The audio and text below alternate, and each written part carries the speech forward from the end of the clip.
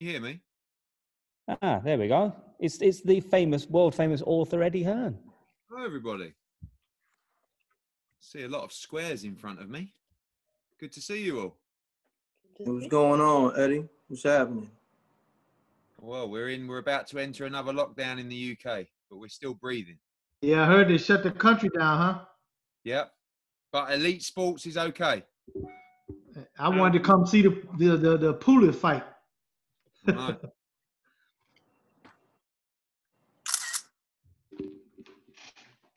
Okay, guys, thanks for joining us, Eddie. I know a lot of you will have some questions, so let's just, and you're using the raised hand, which is great, but maybe, Eddie, if you could just start with just a few minutes, just talking about the card on Saturday night.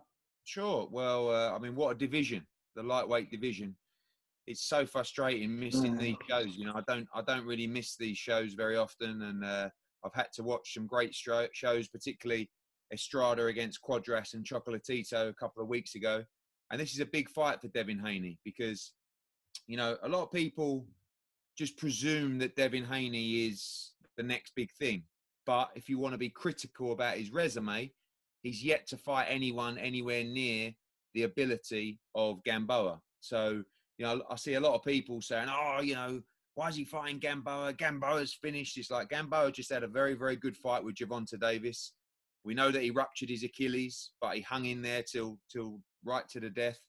And this is by far the toughest fight of Devin Haney's career so far. I mean, in fact, the jump in opposition, and you have to say that Abdullayev was probably the highest caliber opposition Devin Haney has faced so far. Gamboa is on another level to Abdullayev. So I'm expecting a great fight. I appreciate people who think that Haney is a level above Gamboa. They must rate him very, very highly. And we have those beliefs as well. But Gamboa is the kind of fight that I think Devin Haney needs to make a statement. And I think he is under pressure to make a statement in this fight because everybody else is making grand statements. I mean, the victory from Teofimo Lopez was just fantastic against Vasily Lomachenko. I know their team feel, you know, I spoke to Igis Klimas in London last week. They feel that, you know, Lomachenko was, you know, at 60, 70% in that fight, but it doesn't matter. Lopez got the win with a great performance and he comes out and emerges as a star. I think for years and years, the 147-pound division has been the starlight division in boxing. And now for me, we know the heavyweight division is on fire and it's always at a focal point for boxing. But this lightweight division is just fantastic. You know, Teofimo Lopez, stunning knockout from Tank Davis last week. And, you know, I have to give a shout out to him because, you know, I can't remember the fighter I was talking to this week where I said, that's the kind of performance or knockout or moment that you need in order to become a star, right? So Tank Davis is another one up there with Teofimo Lopez, of course. Devin Haney and the winner of Luke Campbell against Ryan Garcia. I mean, they are the gruesome foursome, you know. Well, that's gruesome twosome, isn't it? I have to come up with another one for them.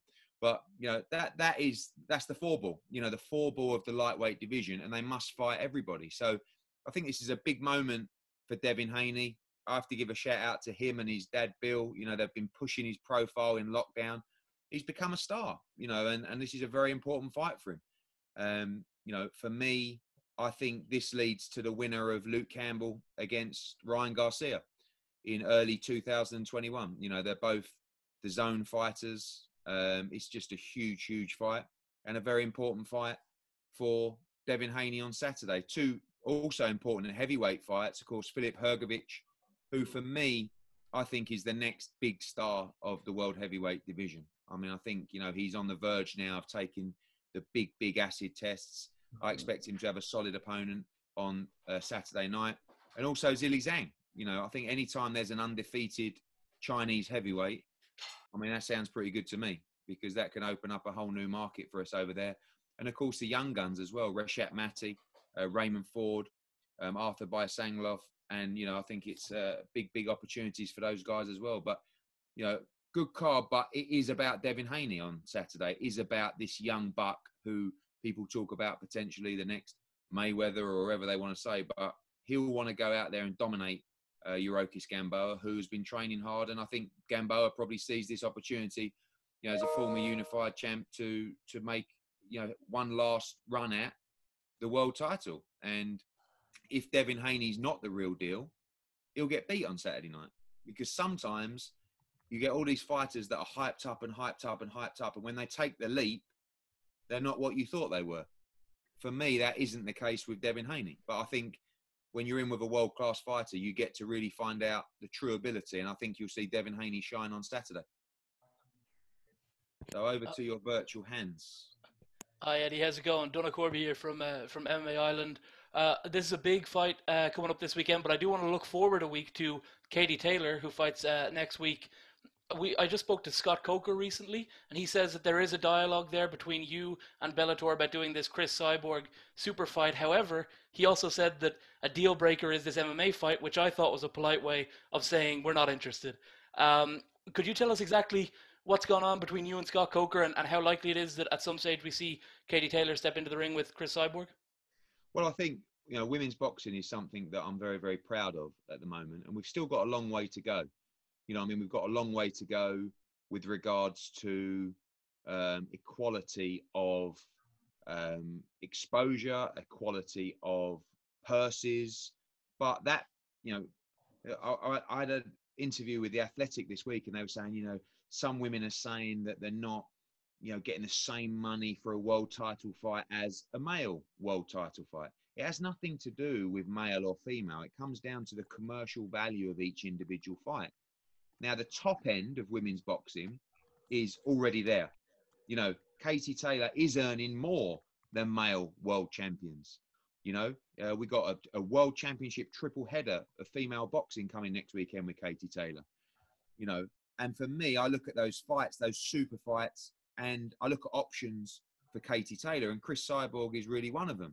Clarissa Shields against Savannah Marshall, that's another super fight that can land for early next year. But I think with Katie, that the crossover fight always creates a lot of interest. I can't imagine Katie Taylor in a cage, right? She's a boxing purist.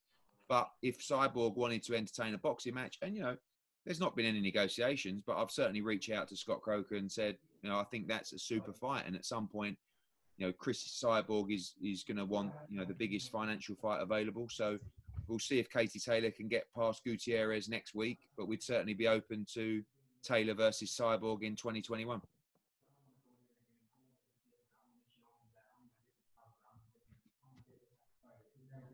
Jeremy? All right. Hi, Eddie. Thank you for your time. You were talking about how for Devin, this is the type of fight that he needs to kind of gauge where he's at. Will you make a decision on his next opponent based on how he performs in this fight? Meaning, will you match him up depending on what you see from him here? You know what, Jeremy? Devin is one of those few young fighters who is completely up for fighting absolutely anyone in the division, and has been consistently. I mean, don't forget, when we decided to go down the WBC route, this was purely to chase Vasily Lomachenko. I sat down with Devin and his dad, and I said, look, you've got all these governing bodies. You're up there in all of them. You tell me, what do you want to do? He said, I want to fight Lomachenko. I said, okay, well, if we get this final eliminator, and Lomachenko obviously was fighting Campbell, you will be the mandatory challenger to Lomachenko. That's what we want to do. As soon as he won that fight, we went to the WBC convention and we pitched to the WBC to order that fight immediately. At the same time, Top Rank pitched to the WBC that Vasily Lomachenko be made franchise champion. So unfortunately, we missed the boat. That's another discussion I'm sure might come up on the Zoom call about, world champions. So the great thing about working with Devin is him and Bill truly believe they can beat anyone at 135 pounds. They also understand they're not going to be at 135 pounds forever. He's a very big lightweight. He could move to 140 now, but all of a sudden, all the big fights, or majority of the big fights, sit at 135 pounds. So I think that any victory would lead to him fighting the likes of Ryan Garcia, Teofimo Lopez, Vasily Lomachenko. But the way in which he deals with Gamboa at the weekend is really important to how quickly he moves. But to be honest with you, Jeremy, I don't think that we can... Anthony, can you mute your call, please? Thank you. I don't think that I can do anything about it, because Bill and Devin are a million miles an hour, you know, and Bill obviously knows Devin inside out. He probably is a little bit biased because he's his father. But at the same time, you know, I didn't really believe that when Teofimo Lopez beat Richard Commey that he would really fight Vasily Lomachenko. You know, I heard all the noise and I thought, no, look, this guy could be a star. You know, surely he's going to have one defense, two defenses, and then go on and fight Vasily Lomachenko. These young guys are made of different stuff. And Devin is cut from exactly the same cloth as Teofimo and Tank. They really believe they can beat everybody, and they have no fear in doing it. So, you know, from my point of view, a devastating performance from Devin on Saturday would give me full confidence to go out and risk it all against, you know, I mean, look, when we look at the ones that are fully proven is Tank and his Teofimo. You know, they have passed the elite level tests. On Saturday, Devin faces his real test. Ryan Garcia, who, by the way, is a great fighter and a fine young man, is yet to take anywhere near that test yet. I believe he has fantastic ability, but his test comes on December 5th against Luke Campbell. So it's great to see, you know, both Devin and Ryan having those tests to prove if the hype is real. You know, I have to take my hat off to Tank and to, although Tank is yet to have a real 135-pound fight, but, you know, he's a quality fighter. He has had big fights. And, you know, Teofimo has passed the test.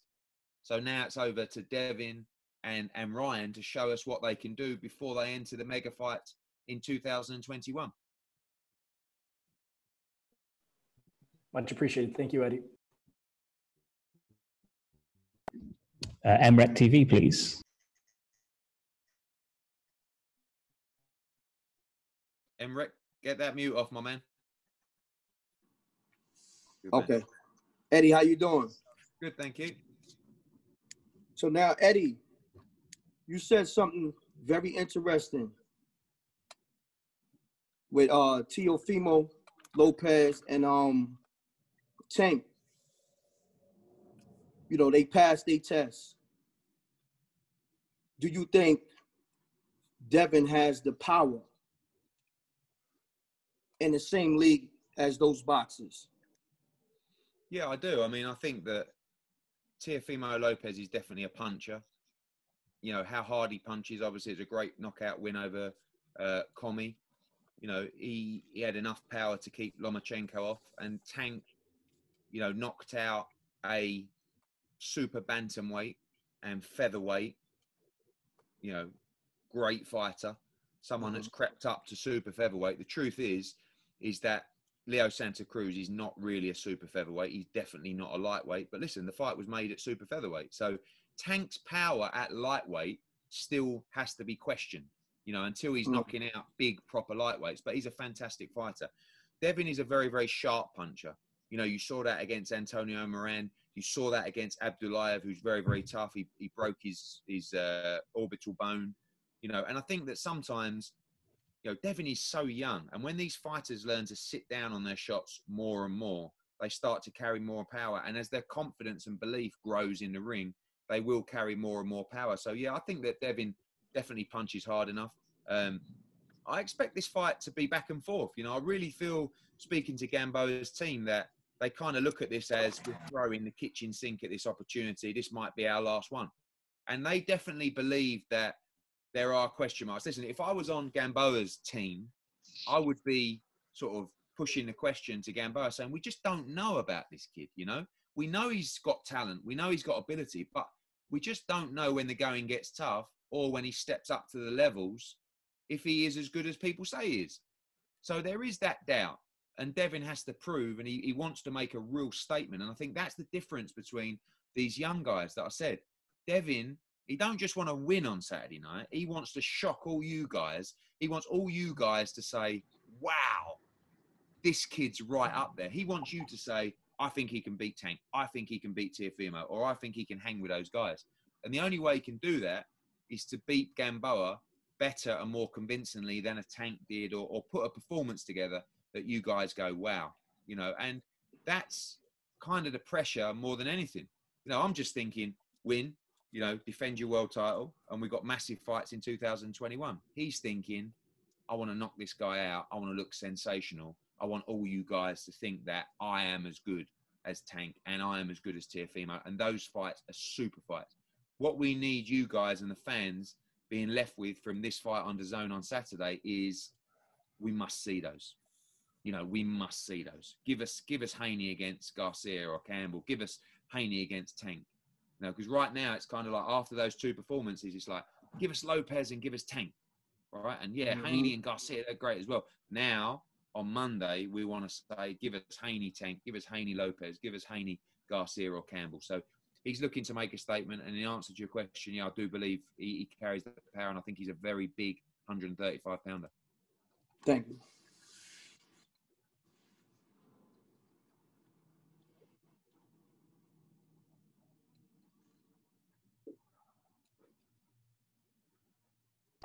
Hans next, please. As I said in the chat, guys, please follow the chat. Thank you. Hans. Hey Eddie, how you doing? I'm good, thank you. Before Teofimo fought and beat Lomachenko, obviously, you thought really highly of Lomachenko. If I'm not mistaken, I think you had him number 1 on your pound for pound list. Since the loss, he's obviously dropped a few spots. But let's forget about the loss for 1 second, and let's just say that Haney was able to get his wish and face off against Lomachenko before he fought Lopez. Do you think Haney could have got that win, or would you have favored Lomachenko to win? How would you have seen that playing out? If Haney boxed Lomachenko? Yeah, before he fought Lopez. Look, I rate Lomachenko so highly. I mean, I think he's a great guy. I think he's a great fighter. I gave a great prediction for that Lomachenko-Lopez fight where I said, I think Lomachenko would win every round. How wrong was I? I woke up on Sunday morning and checked my phone. I couldn't believe what I saw. Look, one thing's for sure, speaking to Aegis Klimas, he said he wishes they would have pulled out the fight with a shoulder injury, but they were worried they might not get an opportunity. But it doesn't matter. What Lopez done was he came in with the belief and he walked the walk, and he could have made himself look very silly if he would have lost every round. But he was too good on the night, and he deserves a massive amount of credit. Bill Haney and Devin Haney saw or believed that they were the ones that could beat Vasily Lomachenko. So it's easy for me now to say, Devin would have done exactly what Teofimo did. But on that night, I believe for sure Devin Haney would have beaten Vasily Lomachenko. Now, if that fight appears for us, obviously we know that. And by the way, when Top Rank made sure that Devin Haney be mandatory to Vasily Lomachenko, it's not Vasily Lomachenko's fault. He would fight anyone. So I have to think that fight is another potential fight for Devin Haney if Devin and Bill were up for that. If we can't get Tank, Teofimo Lopez, then the Vasily Lomachenko fight is still a very big fight for Devin Haney. But like I said, I believe that the next fight for Devin Haney after this is the winner of Ryan Garcia against Luke Campbell. But in answer to your question, I believe Devin Haney on that night would have beaten Vasily Lomachenko as well. Gotcha. So I want to follow that up with talking about Gamboa. You mentioned a few times that the way that Haney is gonna pretty much get his star power up, get his name up. Is you have to go in there and do a real number on Gamboa. So my question to you is, does it really matter? I ask you that because Gamboa was terrific. Like I've always told people, he used to be Lomachenko before Lomachenko. Just my opinion. He was really, really terrific in his prime. But right now, he's about to be 39 at the end of December. He's already had, all of his losses came via knockout.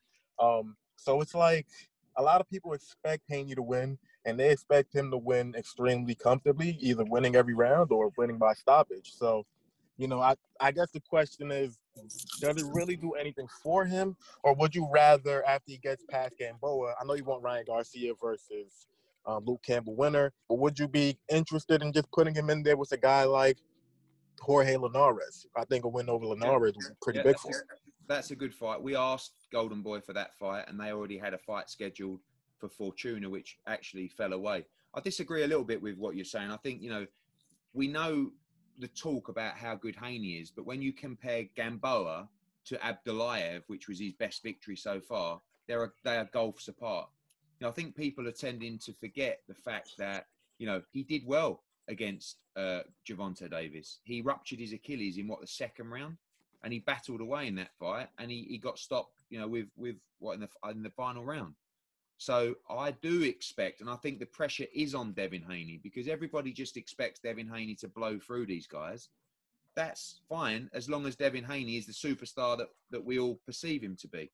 But this is by far the biggest test of his career. And I think when you're fighting a guy as good as Gamboa with as much experience, it sort of says, this is my final chance to win a world title, then I think you're going to get a guy who's coming to win. And I think you're going to get a guy who's much, much better than anything Devin Haney has ever fought. So like I said, if I was in the Gamboa team, this is the kind of thing that I'd be drumming in. We don't know. Might be all hype with this kid. I don't think so. I think he's the best lightweight in the world potentially. So let's see him pass the next test. But in answer to your question, I don't mind the Linares fight next, actually. I think that's a good fight. But I do think that the way fight fans are, they don't want to wait, do they? And by the way, Devin Haney doesn't want to wait.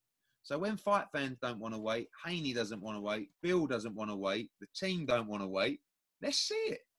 Let's see if this guy is the real deal. And you imagine you get to 2021 and you're talking about fights between Ryan Garcia and Devin Haney, Tank against Lopez or Tank against Haney.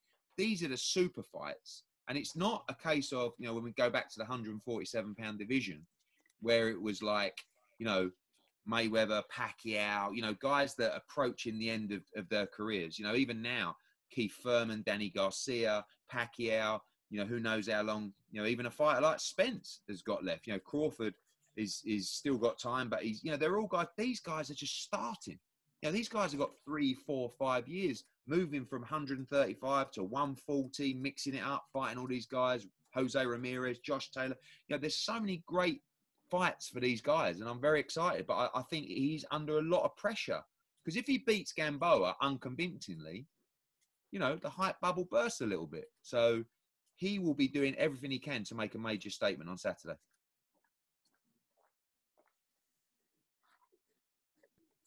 Danny Flexen, please. Hey Eddie, how you doing? Hey Danny. Good to see you, mate. Just a quick one, and sorry to take you off topic, but I feel like I'm representing the UK a little bit here, and we all want to know what's happening with the Dillian Whyte situation. We saw a couple of people throw their hat in the ring yesterday, Derek Chisora being one, Michael Hunter another. Just what's the latest on that November 21st show? So just taking a nice picture of you guys, that's smart. So the situation is that the fight that he wants more than anything is Alexander Povetkin, even. I think that obviously he has to rectify that defeat or try to rectify that defeat. There is one fight, I believe, that he would take, and that's Tyson Fury on December 5th. I mean, I'm not sure we expect that to happen, but at the end of the day, unquestionably, Dillian Whyte would fight Tyson Fury on December the 5th if they wanted to discuss that fight. Chisora came on, it was a little bit of, it's 2.5 weeks now. Realistically, we will postpone that fight with Alexander Povetkin to January the 30th. And I think any fighter who has trained for 8 weeks and then loses his fight says, I just want to fight. And yesterday, that was very much the opinion, but Dillian Whyte has got a pay-per-view slot, and Derek Chisora possibly, that fight can work.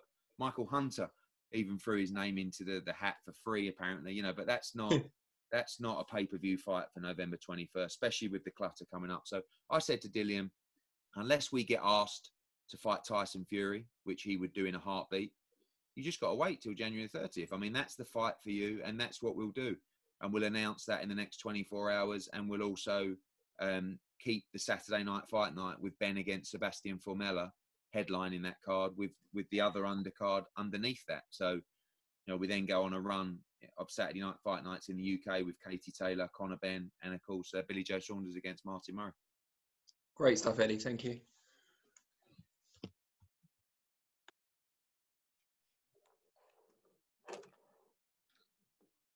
It's all right for now. Marcos? Guys, please follow the chat. Marcos is next. Yes. I unmuted. Hey, Eddie, how's it going? Good to see you, man. Good to see you. Hey, man, it's been a real long time since I've had a chance to chat with you, so it's good to see you. 2 questions for you, Eddie. The first being, since we saw a show last Saturday with a size amount of fans, what is Matchroom's plan in the U.S. to get fans in the arenas? Are we relatively close, or are you guys still being cautious with that? I'm definitely being cautious. I mean, the guys have done such a great job. You know, we went to Mexico, obviously, a couple of weeks ago, and obviously the situation is a lot worse there. We're keeping these fights as safe as possible for the fighters and their teams and our staff as well. Very important. Shout out to Eric Botcher, our matchmaker. Unfortunately, went down with COVID, and all the other guys were tested and they were all good. And every event now, Marcos, is like a sort of cross your fingers scenario. I just read that Bachel tested positive there, and our guys got tested yesterday negative, and it's like, obviously Alexander Povetkin got it yesterday. So the key for us now is to make sure we can maintain the momentum of the sport, keep the fights coming for our broadcast partners, and keep our fighters active. The second phase of that is to bring fans back into the arenas. Okay, so we saw obviously on Saturday Santa Cruz and Tank. I think it was like 7,000-8,000 there or something. I think in a way it's great for the sport. We just have to be a little bit careful and responsible. How safe was that for the fans there? Now, obviously, the difference between our small country here and your great country is you have individual states that are making decisions on what's allowed and what's not allowed. And for us, we have one decision, and that is no fans. So in America right now, my plan is obviously with Devin Haney this weekend, with Danny Jacobs coming out on November the 27th, and then probably with Gennady Golovkin, towards the end of December. All of those events will take place behind closed doors. The model is in place. We can make sure that we can, keep the dates coming. Like I said, keep providing for our broadcasters. Then when we go into 2021, that's when we have to start seeing, one of the early fights for us looks like Chocolatito against Juan Estrada. That would be almost criminal if we didn't have, at the old StubHub Center or in Phoenix or, a massive crowd for a fight like that. So we live and breathe with live crowds, and it's very important for us to bring them back, but safely. But that's kind of like the next project. Right now, the project is to keep going, to keep rolling with these shows, keep delivering for our fighters and our broadcasters. My last question for you, Eddie, is the winner of this fight mandated in any way to fight the winner of Ryan and Luke? Like what is the fight? I mean, that's the other way around, really. I think that obviously Devin is a WBC world champion. That is a final eliminator, Campbell against Garcia. And that's the natural fight. I mean, not just because these guys are on the same platform, but, that is the route that it should take. I would like the WBC to mandate Devin Haney to fight Teofimo Lopez. That's really what they should be doing. But, the franchise is untouchable, which is something I don't agree with. But certainly the winner of Ryan Garcia against Luke Campbell should be mandated to fight Devin Haney. All right, thank you, Eddie. Appreciate it. Mate, good to see you. Crystal, next, please. Yes. Hi, Eddie. Am I unmuted? Yeah, you're good. Good. Okay. Hi, Eddie. What I wanted to ask is basically if this is a great performance and this is a great fighter against Gamboa, I've followed him for years and years, how easy or difficult will it be to work with Top Rank and also the PBC? Do you think that those type of fights can get together, or what are your thoughts on that? Well, I think that the good news to come from the pandemic is that definitely promotional companies are, keen to do good business, So I think that right now, if I'm Bob Arum, I'm kind of like looking at Teofimo Lopez going, oh, God, this guy's going to get super expensive. He's going to want the world, you know. But the good news about Teofimo is I think he genuinely wants the big fights. You know, I think he wants to fight Devin and Tank and, you know, Ryan Garcia, because I think a lot of these guys are not going to stay at 135, particularly Devin and Teofimo. Yeah, they're guys that are right on the cusp right now, looking to go to 140 already. So I think that, you know, you're going to get guys, and I think that, you know, I think a lot of promotional companies who may not have been running, you know, slick businesses, who may not have built the cash reserves over the years, will be in positions where they're under more pressure financially to make bigger fights than just give their fighters easy fights. And listen, you know, from a broadcaster perspective, I think the demands of a broadcaster will change as well. I don't think DAZN will want, you know, to see Devin Haney against an unknown top 15 opponent next. I think they'll want to say, Ryan Garcia, Luke Campbell winner, fight Devin Haney.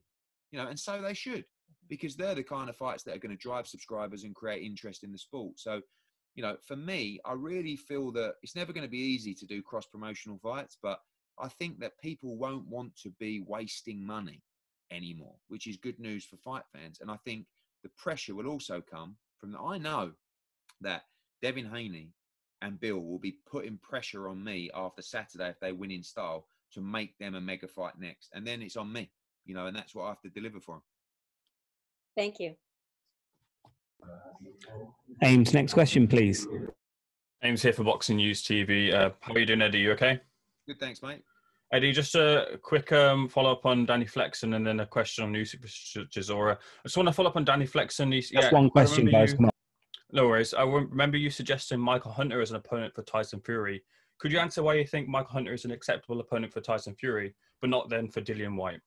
Because Tyson Fury is the world heavyweight champion.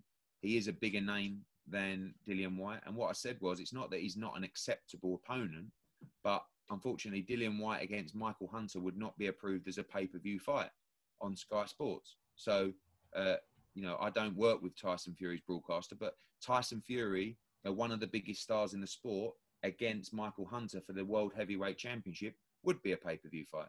And when you're talking about the likes of Tyson Fury against Ajit Kabayel or Carlos Takam, the Michael Hunter fight is a much, much bigger and better fight than those two fights that are already approved for pay-per-view. Can I follow up with the question? Is that okay? Oh, quick one, yeah. Sure.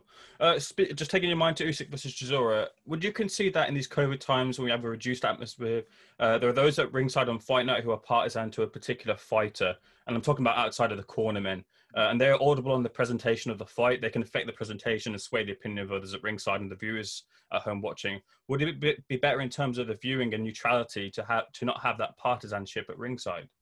No, because everybody has the same numbers there. So, you know, unfortunately, you know, Tony Bellew was there working on behalf of the broadcaster.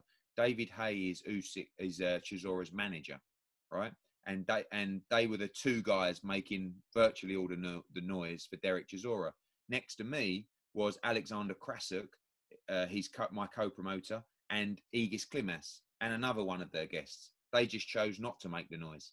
I do think you have a point, and, you know, sitting there during the fight, sitting next to David Hay, listening, you know, I thought the fight finished and I was like, this is close. And then I went over to Sky and BBC and they were like, no, Usyk's 184, 875. It's comprehensive. And I'm like, you know, so in that respect, yeah, I actually think that judges should wear headphones.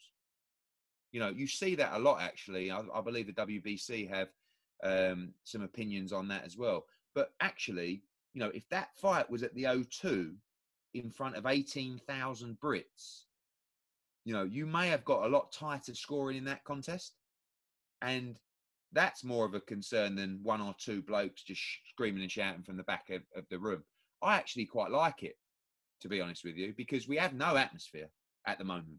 And if you were in the arena, you know, it was actually quite compelling. It's better when you get two sets of representatives screaming and shouting. But Usyk's team were a little bit calmer. They obviously felt they were a lot more comfortable in the fight and chose not to. But, you know, I don't mind the screaming and shouting, but I do think that it does raise the question of whether judges should wear headphones. I think the scoring was quite comprehensive. And if the scoring would have been controversial, I think your question would have a lot more validity. Thanks, Eddie. Okay, guys, Devin is here now.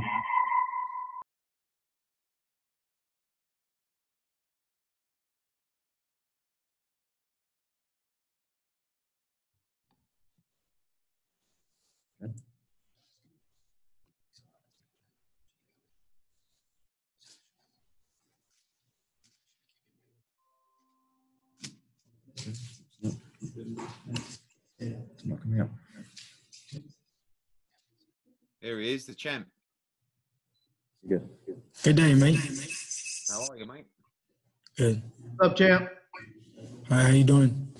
So, guys, just Doing to good. introduce, obviously, you know, there's a few aces in the pack right now. This is the ace, the big ace, the 135 WBC world champion, getting ready for another defense of his world title on Saturday live on DAZN against Yurokis Gamboa.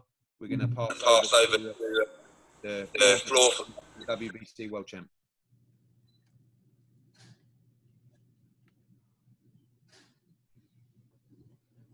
Do you want to just say a few words? Devin, do you want to just say a few words? Ready there in Miami? A couple of days to go. Hey, say it one more time. I couldn't. A few words from you before we go to questions from everybody on this Zoom. Ready to go there in Miami? You look great. It's been a long time coming. Yeah. I said before you're online. I know that the victory is important, but you're ready to make a real statement on Saturday. Yeah, that's the key to this fight. I want to go in there and I want to make a statement. I want to beat Gamboa worse than he's ever been beat before. You know, he's been in there with a lot of top guys, and he's given them the fight of their lives. So, or you know, the hardest fight, their hardest test. But to me, I want to go in there and, you know, pitch a shutout. I want the world to know that I'm on a total different level, and I can't wait to do that on November 7th.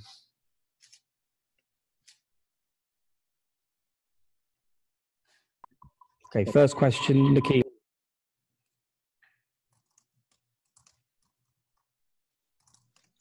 Hello. Hi. Hi. My question is, after watching some of the previews and some of the coverage on Gamboa, do you feel like you are checked out any challenges you're facing for Saturday night? Yeah, he's fast. He's strong.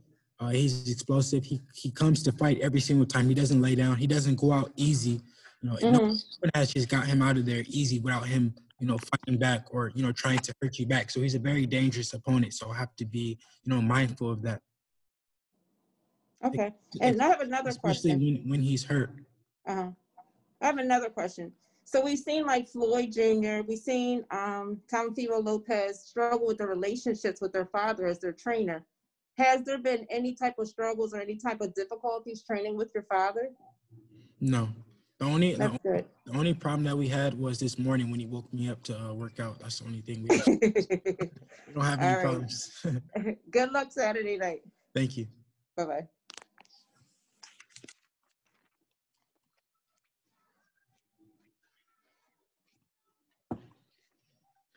Hey, Devin, Rich. Is it for me? Rick was good. Hey, what's happening, brother? How you doing? Rollo Sports Media. I understand what you're saying is you want to be explosive more so this fight than any of your previous fights. Is it fair to say Eddie said he would like for you to wow all of the boxing media come Saturday night? Would it be fair to say a stoppage would definitely do that and make people say, wow? I mean, of course, a stoppage or knockout is the best way to win in boxing. You know, that would be amazing if I would go in there and I knock Gamboa out, especially, you know, if it happens early. But I know that Gamboa is a crafty opponent and he's not going to go out easy. He's going to fight to the finish. So I have to be mindful of that, like I said. But of course, I want to go in there and I want to make a statement. And whether it's a early stoppage, a late stoppage, or just a 12-round beatdown, I want to make a statement. Devin, you saw. He went mute. Okay, Jim, let's go. Yeah. Devin, you saw how resilient Gamboa was against Tank Davis, even with the injury. Are you trying to make a statement that this is a fit Gamboa, that you're going to put him to the sword early and really go for the kill? Yeah, that's definitely something I want to do.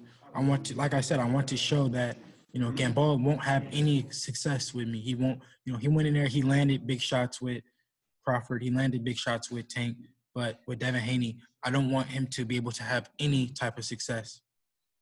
Thanks, Devin. Say it one more time. Thanks. Thank you. Oh, thank you. Hi, Devin. Someone pass me that water over there. Hi, Devin. Yeah. Hey, Cynthia, how you doing? Good. So I saw that. I know that you watched the Teofimo fight. I know that you also had a FaceTime with him. Talk about what you saw in that fight. Do you find him dangerous? Because I know eventually you're going to want to fight for this whole WBC discrepancy. And what did you guys talk about on this Zoom or the FaceTime call? You guys touched it? I didn't really see it.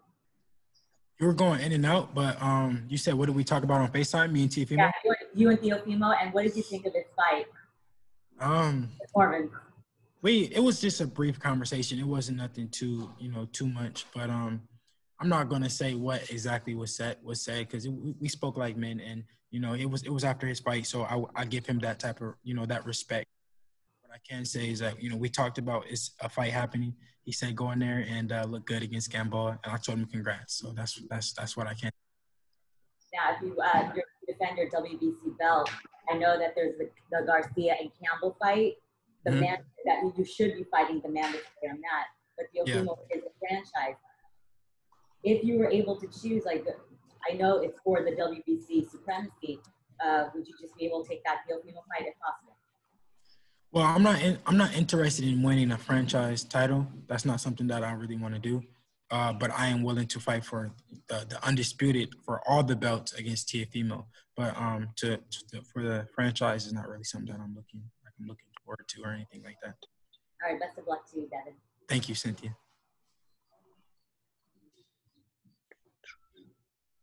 Reggie next, please.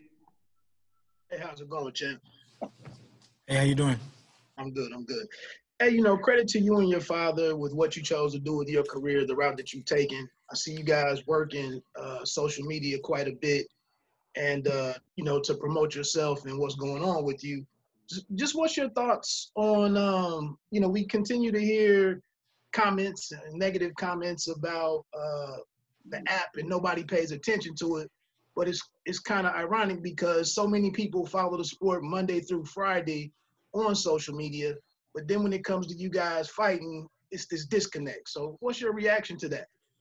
At the end of the day, they can say what they want, but, you know, after Devin Haney fights, people know the results. They know what happened.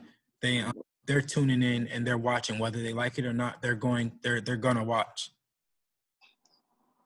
Love to you Saturday, champ. Thank you so much. Hi, Ryan, Devin. Thank you for speaking to us today. How are you? Sorry, just one thing from me on that. There'll be a lot more people watching Devin Haney fight live this Saturday than there was watching Leo Santa Cruz against Tank Davis fight live last week. The question was actually in part to you, Eddie, so thanks. Hi, Devin. Thank you for your time today. Just one question from me. You've spoken before about, you know, this eventual move up to 140 pounds. I was just wondering how you're feeling at 135 at this present time and how many fights you feel you have left at 135 as well. Honestly, my weight has been great this fight. Honestly, and I say this from really the bottom of my heart. If I had weight problems, I would tell you, like, you know, it's been hard, but this weight cut has been unbelievable. I think it was, you know, just from a year being off during quarantine and, you know, giving my body time to rest and recover. I feel great at 135 right now. It's so many big fights to be made. Who knows? Who knows what the future holds? Of course, I'm looking forward to going to 140 eventually, but it's so many big fights to be made at 135. I'm willing to stay here for a little bit longer. Thank you for your time, Devin. Best of luck. Thank you. Al Jones, please.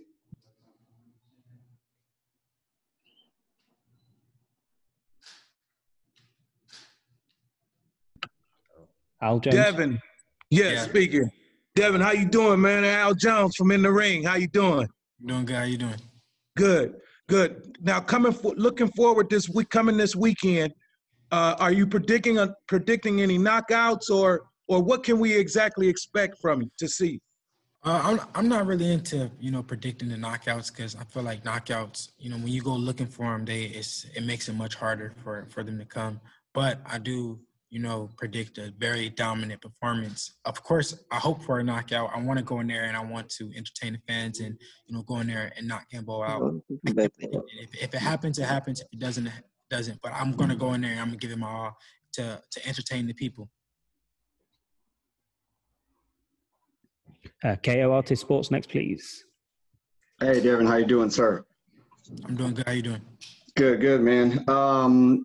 Just quickly, Teofimo said, kept kind of repeating in his post-fight that he'd love to fight, the two-time email champion. He said, what'd you feel about that? And have you gotten anything from the WBC as far as, like what's going to happen with you two? Are they going to kind of make that fight happen? Or I don't know, have you heard anything regarding that situation? I mean, at the end of the day, he kept saying that he was willing to fight me because he knows that, that he gains from fighting me.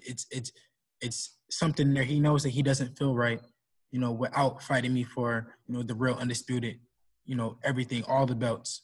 He knows that he's not undisputed without fighting me. So that's all that just proved. Whether he can say email, whatever, he didn't get the email. Thank you, sir. Thank you. Devinder Pal next. Here's Anthony. Hi, Devin. You okay? Just a quick question on the possible Teofimo Lopez fight. If that fight does get made, I mean, how do you see yourself winning that fight? Does he cause you any problems? I mean, you saw the win over Lomachenko. How do you see that fight going down? What kind of things would you be doing? I mean, every fight, you go in there and you can watch, you can look, you can watch as much film as you want. But until you go in there and actually, go in there with the fighter, you never know what type of, problems they bring you, what type of style they have. So I wouldn't know, but I do know that I will be victorious against him. I'm not sure how the fight will play out as of right now, but I know that I see myself being victorious. Good stuff. Good luck. Thank you. Thank you. Danny Flexen, have you got one, mate? Hey, Devin, how you doing? How you doing? Yeah, good, thank you.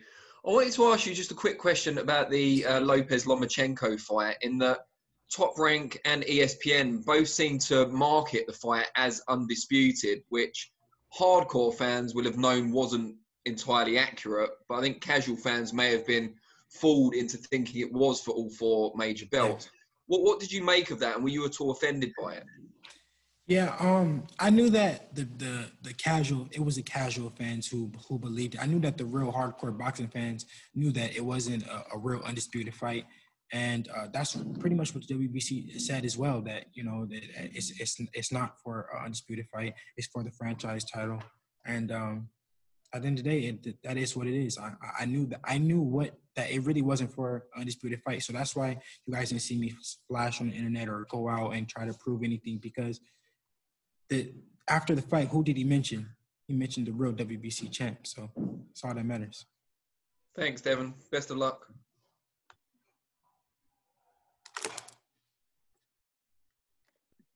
JR Bell, please. All right there, Brother Devin. Like earlier this week, there was an interview through Ryan Garcia, and he said that he wasn't fancying a fight with you next if he defeats Luke Campbell. What are your feelings about that? And also the comments of him saying that you're part of the four horsemen of the lightweight division. No problem. That's okay. If he feels like that, then so be it. Ryan Garcia has Instagram followers. He doesn't have a belt. He doesn't. I really don't gain anything but Instagram followers fighting him. So that's fine. I'll move forward and to the champions in the weight class.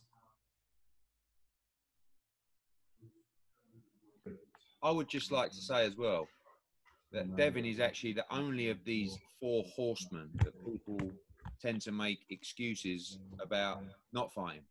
You listen to Ryan Garcia. No, I'm not. Why on earth? Why are you fighting Luke Campbell because the winner is mandatory for Devin Haney. Why on earth would you want to fight Luke Campbell to become mandatory to Devin Haney if you don't want to fight Devin Haney? Right? Bob Arum says, oh no, Haney's not in the mix. Haney's not in the mix. Bob Arum, I've never heard anyone talk so negatively about a fighter like Bob Arum talks about Devin Haney. I mean, he may just be bitter that he never got to work with him, and he knows he's the real deal. But Devin, you remember when we were at that press conference after the fight in Phoenix, and Bob was like, no, we're not interested in Haney against, against Lomachenko, et cetera, et cetera. So if Ryan Garcia doesn't look at Devin Haney and think that's the fight for early 2021, he should pull out of the Luke Campbell fight immediately, because he's probably going to get beat in that anyway. Not gonna fight Devin Haney. My bad. Thanks, Eddie. Marcos, please. Hey, Devin. Good to see you, man. Marcos, was good. I'm good, man. Tired, stressed over this election here, as everybody is in the country. Yeah. Hey, piggybacking off of the last question that you had, I know when Eddie was speaking earlier, he had mentioned that more or less if you win this fight, you will be the mandatory to the winner between Luke and Ryan. How confident? He'll be my mandatory. Yeah. Yeah. Say that as well. Yeah. They'll be your mandatory. Clearly he feels that Luke is probably going to win that fight. In his opinion, Eddie does. But if Ryan does win, how confident are you that that is going to be the next fight, or do you feel that that is not going to happen next, and it's going to kind of like maybe draw out a bit to drum in what promoters would say in the past to marinate a fight like that? On our side, we would love to fight, but on his side, of course, he said that he said that a fight with me bores him. He'd rather fight a guy with tank with power in both hands and some crazy nonsense that I never heard of. So it just shows you that he's not really willing to fight me, which is fine. We move on. A fight with Ryan Garcia is not the end of the world. Like I said, he has Instagram followers. I want to get belts. Cool. Just one last question, Devin. This is your first experience being out there under these conditions. I'm just kind of curious, how have you been handling going through all the precautions and all the different things as compared to other fights before?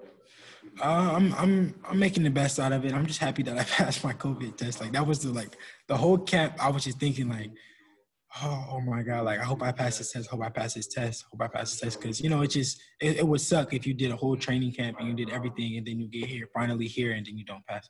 But I'm happy that my whole team passed. We all passed, and now I'm really ready to go. Now I know that the fight is on. Well, you just keep your fingers crossed. Right, is negative. Eddie would know. Thank you, Devin. Appreciate it. Thank you. Ellie Sekbak, please. What's up, Devin? How you feeling? Ellie, I'm feeling good. How you doing? I'm doing great. So Eddie said something very interesting a few minutes ago before you were live. He said that you chose the WBC route because you were confident you would beat Loma and you wanted that fight. So how would a fight with you and Loma look?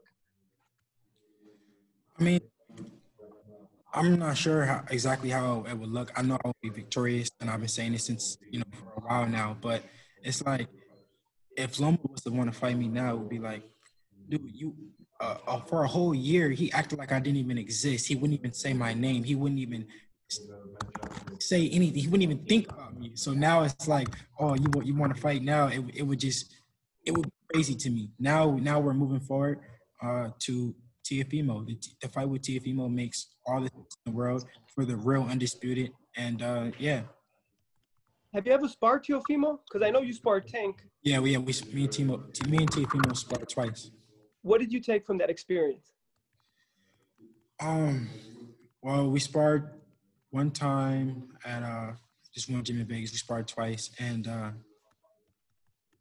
it was a boxing lesson. That's all I can say. At the end of the day, I went in there and boxed his socks off. Okay, thank you. Ames next, please. Hey, Devin. Pleasure to meet you here from Boxing News TV. Keep up the good work on Real Devin Haney TV as well. Been enjoying your content. Devin, you stand as WBC we're champion. We're filming right now as we speak. So. Brilliant. Devin, you stand as WBC champion and a proud one at that. Do you feel the WBC franchise championship and status undermines your position as WBC champion? Yeah, I do feel like the WBC. I feel like the franchise title is a belt made for ducking. That's what I honestly feel. I feel like it's a belt where you don't have any mandatories. You don't have to fight mandatory. So what's the point? What is the point of what do you get out of winning a franchise title? Thanks, Devin. No disrespect to WBC, but that's how I feel like the franchise belt is made for. The crazy thing is that Top Rank requested that Vasily Lomachenko be elevated to the franchise champion, so he didn't have to fight his mandatory, which was Devin Haney, and he got beat in his next fight anyway. He should have just taken care of his mandatory obligation and fought Devin Haney. And then they did the same thing for Teofimo. Teofimo petitioned to get the franchise to fight Loma for the franchise title. So it's like, what's the point?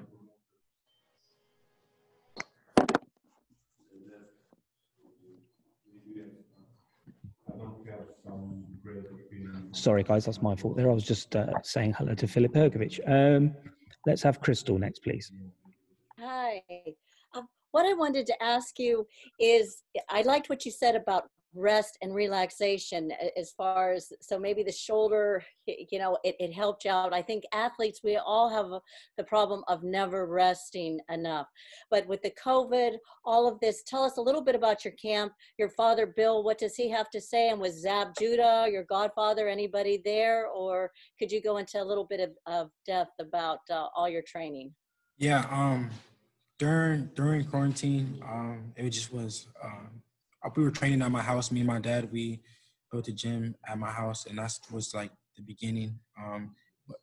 Because like in the middle of quarantine, it was when I was like fully recovered. I was able to train and everything like that.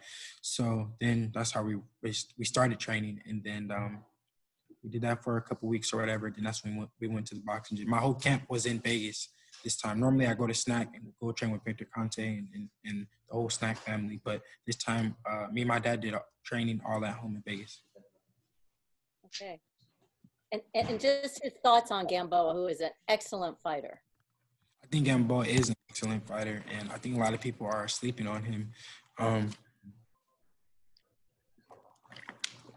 think that, a lot of people are sleeping on him, that they forget that he went in there and he was Tank's toughest test. He put up a better fight than Leo Santa Cruz did, and everyone is praising Leo Santa Cruz. No disrespect to him. He did go in there and put up a good fight, but Gamboa put up a better fight with a torn Achilles.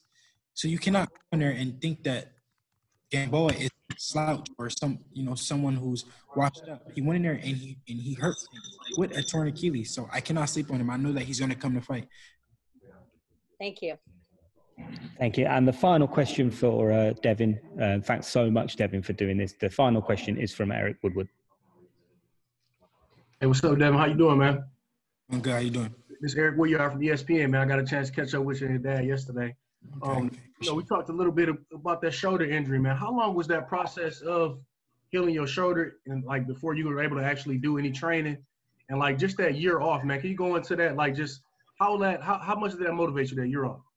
I want to say about maybe like 4 to 5 months of just like of nothing, of doing nothing, just like probably maybe like running from time to time. Because at first I couldn't even run because they were saying like, you can't run with your shoulder like that. But I needed it, honestly. I was fighting so much. I was training so hard. I'm a workhorse and I never stopped. So I felt like I finally, needed the break, and it gave me time to rest and recover. And now I'm here, and I'm able to put my all into this fight because I know that I had time to recover, I had time to rest, I had time to have fun, I had time to, do other things. And so now this camp, I was able to give my all and know that, that I put my all into it, and I feel great. Thank you. Great. Thank you so much, guys. Thank you so much, Devin. Devin's got to move next door and do some stuff with the zone.